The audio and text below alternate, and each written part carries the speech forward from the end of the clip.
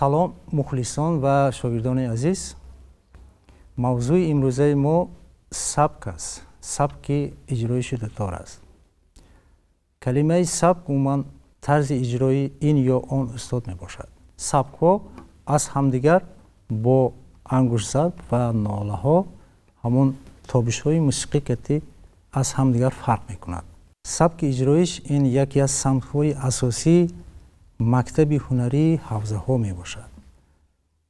дар тоҷикистон, дар кишвари мо чандин устодони мо фаъолият карданд, иҷод карданд.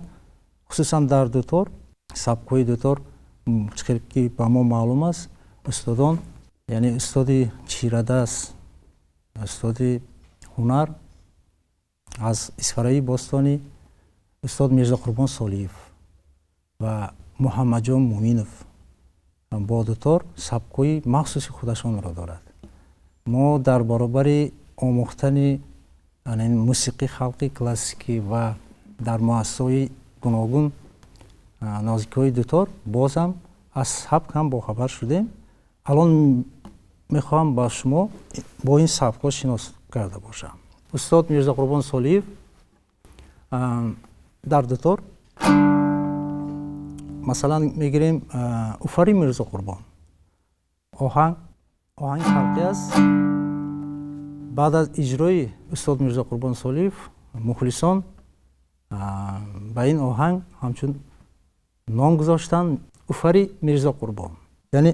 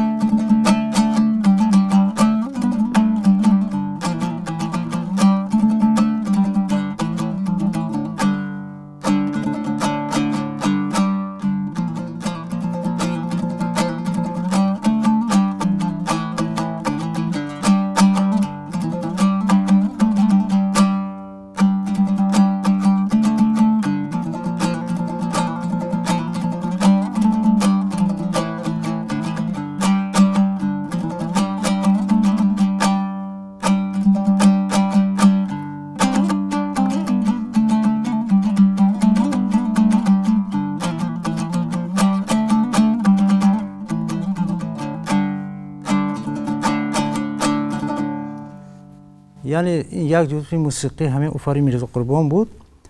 анаку мегзорем нозикҳое ки ангуштзарфҳое ки устод истифода бурданд, яъне хусусан хос ба сабки устод Мирзо Қурбон Солиев. яъне устод истифода мебаранд бо 4 ангушт.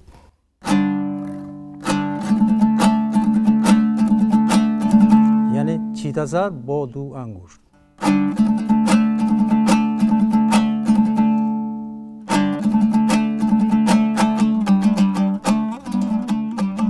анамин як нолиш, лағжиш дар байни масалан 1.5 тон пардаҳо ба истифода мебаранд.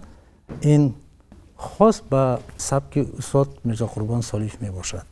анамин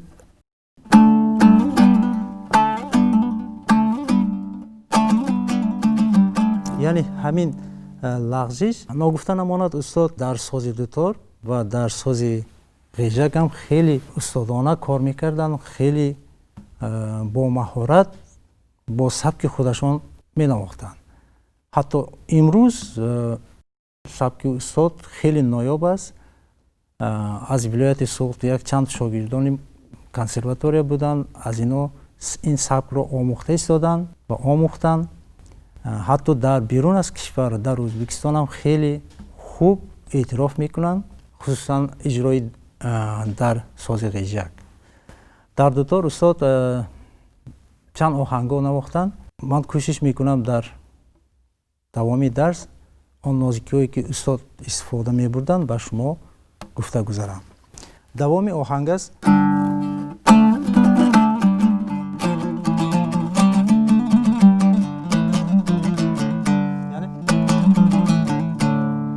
яъне ин ҳамаи шояд фикр мекунем устод ғижакам менавохтанд.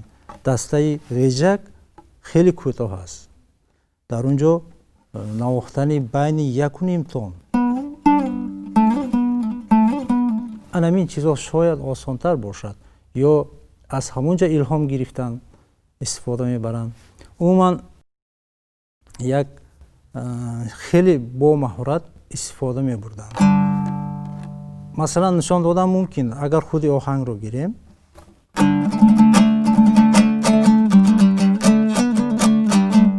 ин хел навохтан мумкин.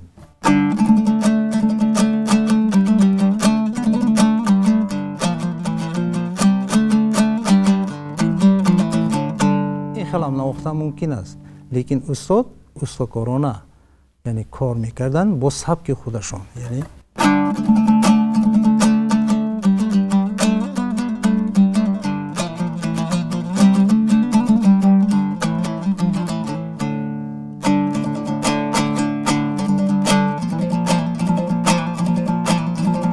парда, яъне сеюм парда,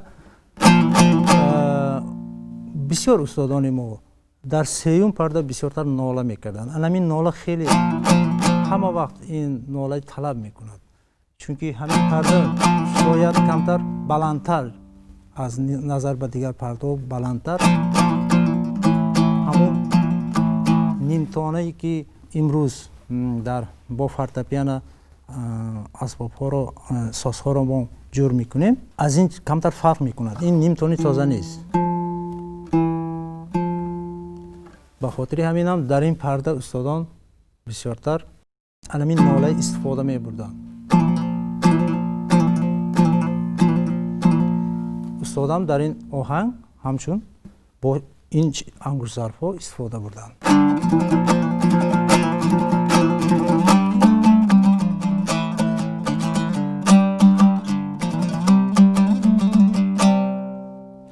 яке аз дигар оҳангҳо ки аз тарафи устод Мирзо Қурбон Солиев яъне иҷро шудааст, ин шаҳнози испара мегӯям.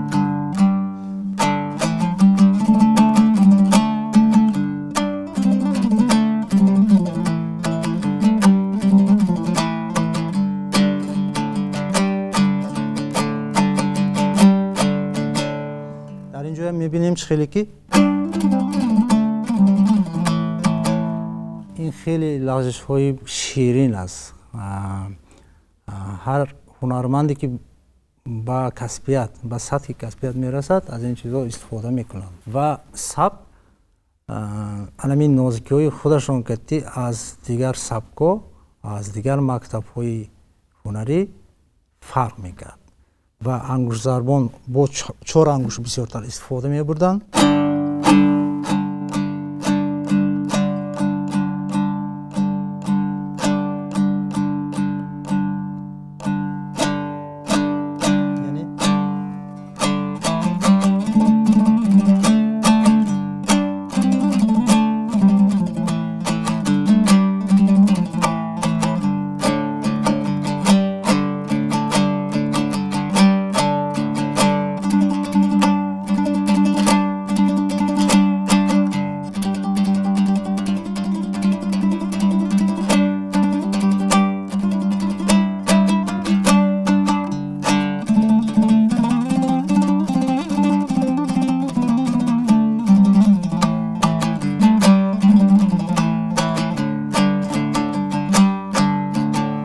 дар ин ҷоя мо мебинем ҳамон нолаҳои устод бо рангҳои худаш, яъне бо ҳамон сабки худаш аз дигар сабкҳо фарқ мекунад.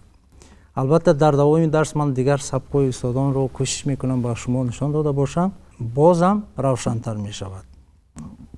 боз як устоди мо, устоди ҳунар, устод Муҳаммадҷон Муминов, ходими хизматнишондодаи санъати Тоҷикистон, он касам дар дутор ва дар ғиҷак ҳунарнамоӣ мекарданд, бисёртар дар дутор. ва дар ин ҷо як ман дутор овардам. ин дутор, аз ин дутор фарқияташ дар торҳо. тори ин яъне леска мебошад, ҳамон жилка мегӯяд. пеш устодон аз ин чизам, яъне аз жилкаам бисёртар истифода мебурданд. алон ҳам кӯшиш мекунам сабки иҷроиши устод Муҳаммадҷон Муминовро ба шумо камтар нишон дода бошам. یکی از آهنگ‌های استاد محمدجان مومینов سفت ادایی.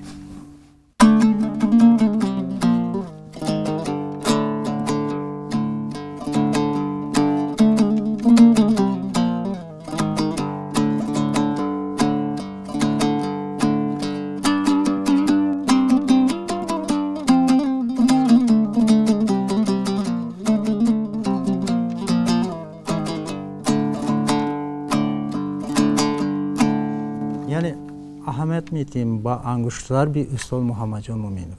استاد بسیارتر با 3 انگشت پایان و بالا با این انگشت یا این انگشترها رو بسیارتر استفاده میبردن و در دست چپ باشد یک ناله هایی که مثلا نشون میدم همون پرده های طبیعی خیلی که در ما هست بود در تاریخ از این چیزها استفاده می بردن و اگر اهمیت دیم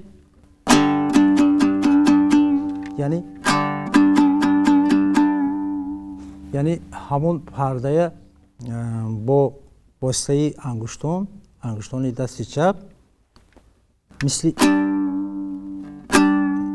ناله می برارن.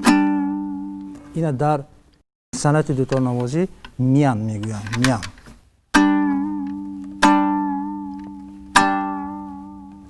یعنی همون میان صدای میان رو میتید. به خاطر همین اینا میان میگوین.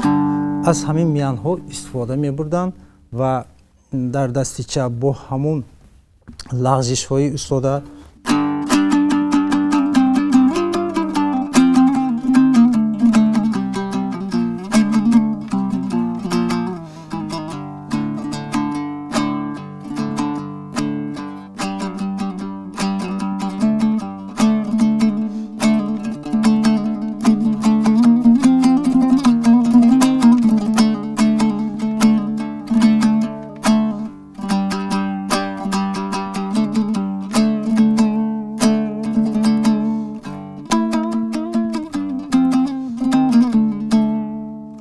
در اینجا مثل تنبور قریب که نیم تن تار رو میکشم.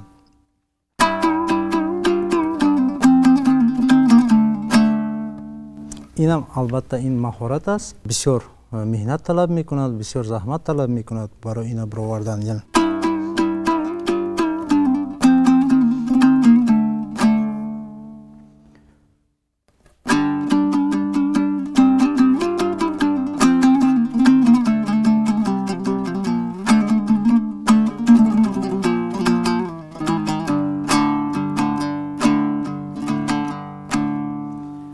البته استاد از مکتبی شاگردی استاد طاهرجان بودند. در بخارا از استاد طاهرجان دولتزاده درس گرفته بودند و سبک اون کسی آموختند و سبک خودشون باز بعضی چیزا علاوه کردند تا دوره ما رسانیدند.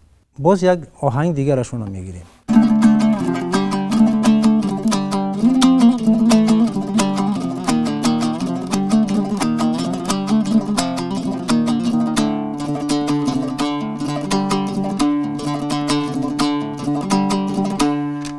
در اینجا همون از چیده ظرف‌های دوتار استفاده برده استادن و یک عمل دیگر در دست چپ سیم دویم رو هم به اشتراک دست راست میتونیم صدا براریم.